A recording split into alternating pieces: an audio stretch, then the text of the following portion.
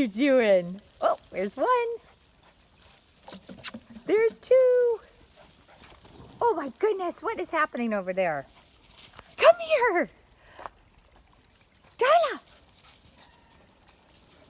Yikes. Crazy pups. Good job, Darla. Yay. Whoa. Archie. Hi, Arch. What you doing? What you doing, buddy? Get over here. What? He's having a solo field trip.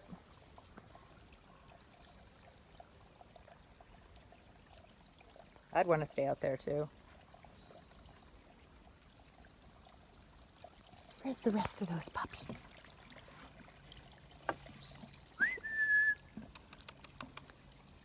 There they are. Yikes. All right, so I'm going to go through a training video on stay. And I want to preface this by just saying that you really have to, there's certain skills that you have to put in perspective in terms of age and development. Stay is one of those. Stay is basically like combining multiple behaviors into one skill. So again, last week we talked about distance, duration, distraction. So we train all three of those things separately when we're working on stay. So I teach a down stay working on just distance, then I combine, or then I do it separately with duration, how long is the dog going to be asked to stay, and then distraction, adding lots of things around the dog's environment. Once I have those three components set where I like them, then I can start to make combinations. The thing to know about stay is that it requires really long periods of concentration until the dog gets good at it, which again is really hard for a young dog to master. I've probably used this analogy before with you guys. It's like asking a toddler to go sit in a 5-star restaurant for 2 hours. It's really hard. So we need to make sure that we work in really small increments where the dog can be successful. Because each time the dog has a failure, it sets us back because we don't really have any way to make a dog not move, which is the concept of stay.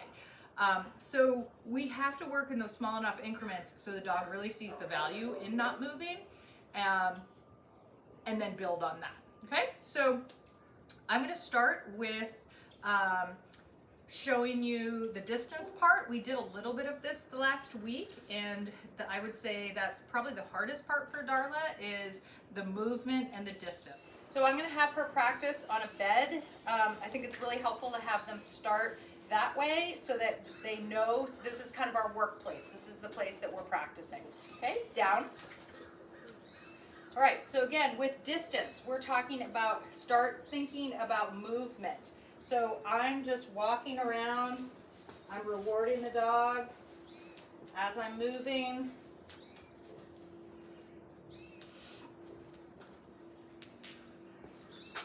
Really watching her body language so that I can make a determination when I think she's going to make a mistake. Okay, good girl. Okay. Nice. Good job. Because I told you we were going to work in all three of those elements individually. When I'm working on the distance part, the movement part, I am making sure that I'm not adding a lot of duration. I'm not asking her because, again, then I'm combining too many things. It makes it too difficult for her to be successful. So, again, I've got her, she already planted herself in that down. I'm going to start the movement part, coming in. Always rewarding when I come back towards the dog.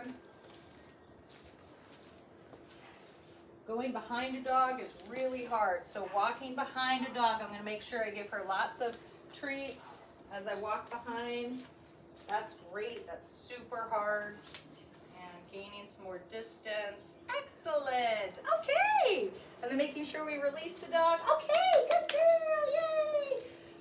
Release the dog, but no rewards after the release. Okay, remember all the rewards happen during the stay part. That's really good, Darla. All right, so we're gonna work. Go ahead and lie down. Good job. Ben, can you just do me a favor and walk over here with that puppy? So now we're going to work on the distraction. I've got all these other dogs back here. Good job. I've got another dog who's really, I'm going to retreat over on the other side of this fence. There you go. Very good, Darla. That's so hard to do a stay when lots of other puppies are walking around. Okay, good girl. Good job. Okay. Yay, good girl. Good girl. Okay, keeping the little sessions brief right now. So that's really, I mean, to do what she just did is extremely hard. So I want to kind of keep things in perspective for you. What should you be able to expect from a dog of this age? That is a really, really good skill for her to be able to have all these dogs getting treated on other sides of a fence. Now what I'm going to do is I'm going to actually walk on the outside of the fence and train her from the opposite side and see what she does, okay? All right, so Darla, down. This is going to require me to walk around a lot, and just simply by separating myself with that gait, it's going to be really hard for her, okay? Good girl. Okay, so you can see I started to walk away. I also moved my attention over to this gate a little bit and not focused on her so much. That makes it really hard. Simply opening this gate makes it really hard for her. Good girl. Ah.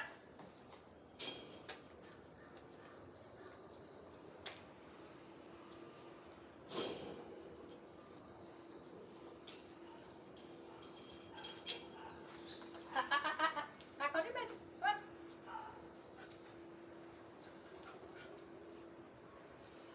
Okay, now I'm over here with other dogs. Not as close to her.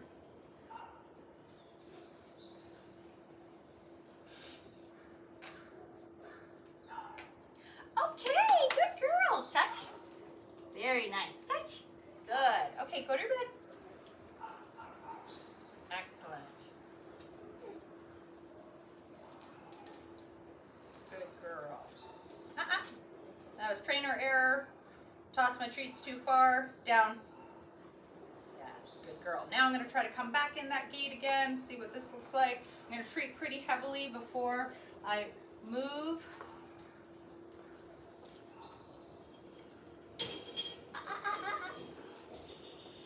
On your bed.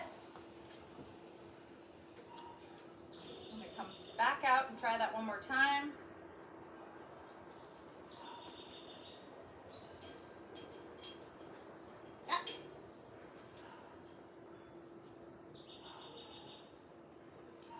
See if she can self-correct. Down.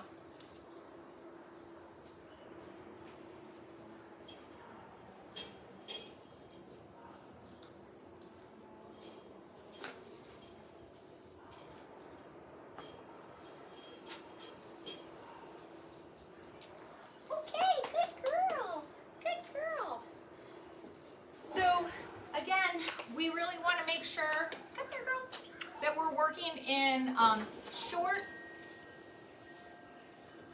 segments so that the dog can be successful. We want to really try to eliminate as many wrong decisions as possible so that the dog can get as many rewards when we're practicing stay as possible, right?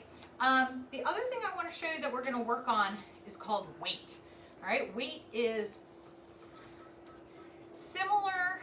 It's really what we call like a boundary cue. So if we look at it like this, where stay means don't move, wait means don't move any farther forward. You can do any, so if I had set up a boundary, imagine like a door, I don't care what the dog does on the other side of the door. When I've asked them to wait, they could run around, play, sit, lie down. They cannot cross that boundary until I give them permission. So I use wait at doorways and I use wait in the car. It's a really important skill to practice self-control to prevent, say, door dashing. Every time you open the door, the dog bolts out.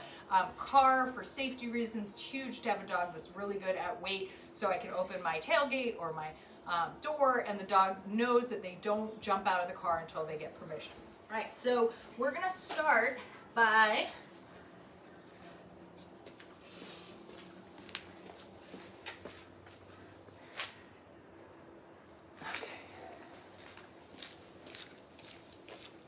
so I'm going to create a small opening here where I want her to wait. Go find it.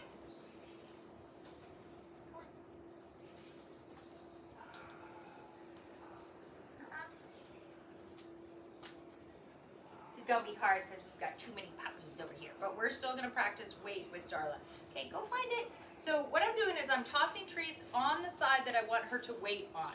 And then I'm backing away, wait. And as soon as she approaches this boundary, so my boundary is from here to here. She cannot progress past that boundary until she gets either her release word, or that I call her or do a touch or something like that to let her know to move towards me. So I want to have tons of rewards happen on the wait side. Go find it. And I do go find it so the puppy understands this is not stay. You can move around. You can do all kinds of stuff. You just can't cross that boundary. This is making it infinitely harder. Wait, because we've got all those other dogs. Wait. Good, wait. Okay, go find it.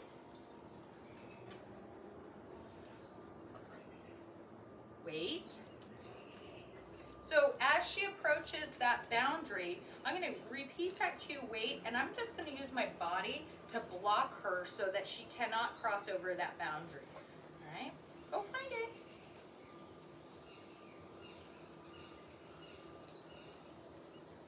Piper. Wait. So a really good place to practice this in the beginning is like a sliding glass door, something where it's easy to get on one side versus the other, and the side, especially a door into like a backyard or something. I don't really want you to practice this on a front door where if the dog were to escape, they would be free. Okay, good job.